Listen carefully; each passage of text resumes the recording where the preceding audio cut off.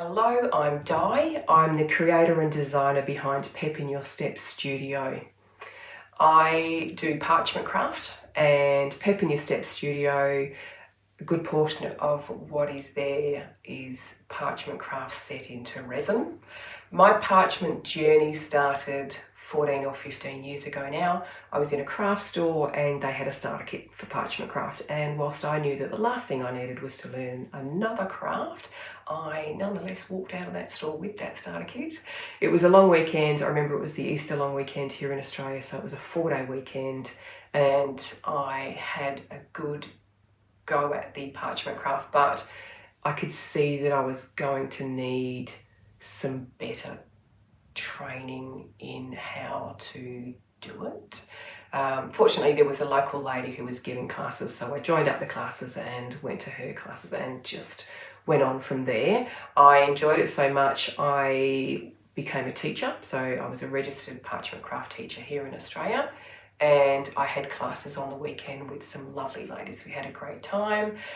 I opened an Etsy store and started selling cards, so gift cards, birthday cards, in the Etsy store, and it went well. But more importantly, I was delighted to get feedback from the customers on the cards they were receiving, because when you're a craft person and it's crafts that you don't actually need to go out and engage with other people to do, I'm not saying I get lonely by any means. I do enjoy sitting at home on my own and doing craft, but it means you don't necessarily get that feedback on how you're going and what your final product is like. I do knit and I do wear my knitted items, but generally people wouldn't necessarily realise it was a hand knitted item.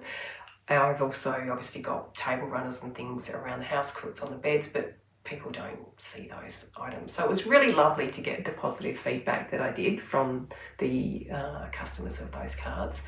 I did have to unfortunately close the shop because my husband and I decided to travel Australia. We bought a caravan and wanted to head off travelling for a couple of years, and that meant that it was not going to be possible for me to continue the store.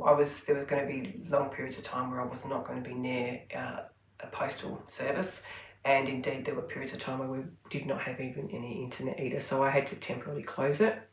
When we came back, I went back to work, so the store just sat there closed for all this time, and it's only earlier this year when I've finished working again that I've turned my attention back to the Etsy store.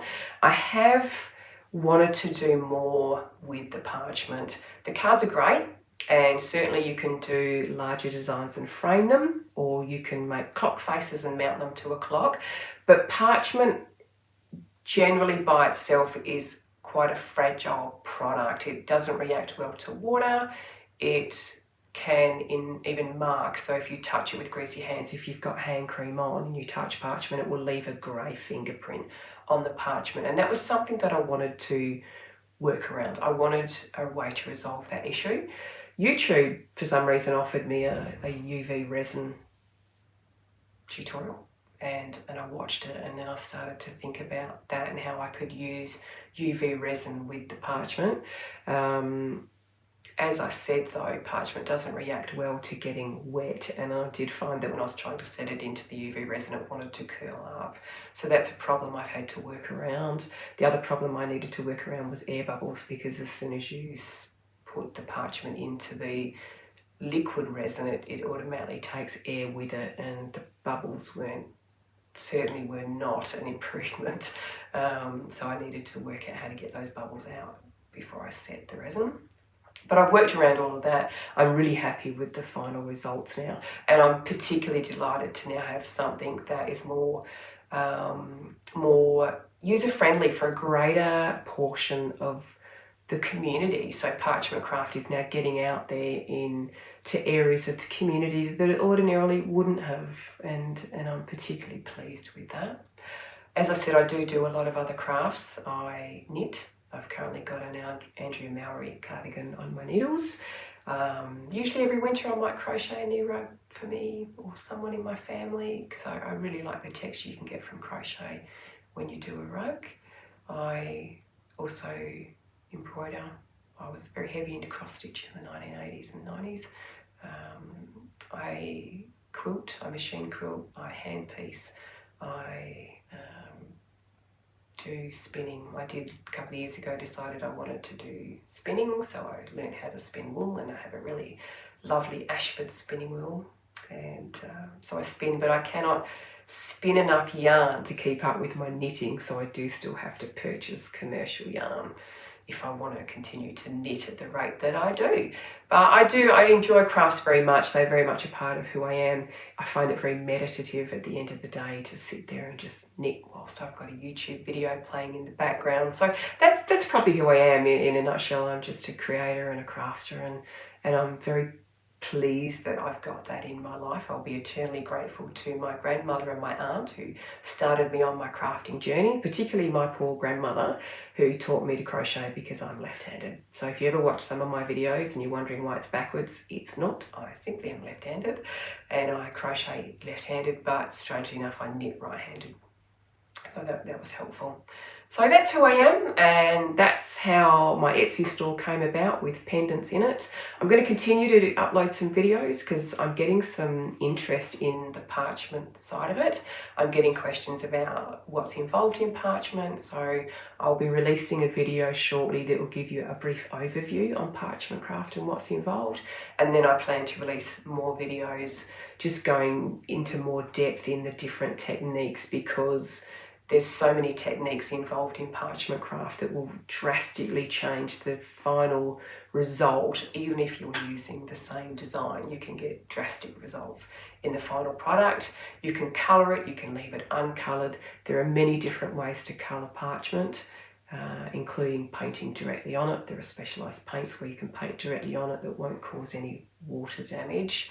You can colour it from behind, you can colour it on the front.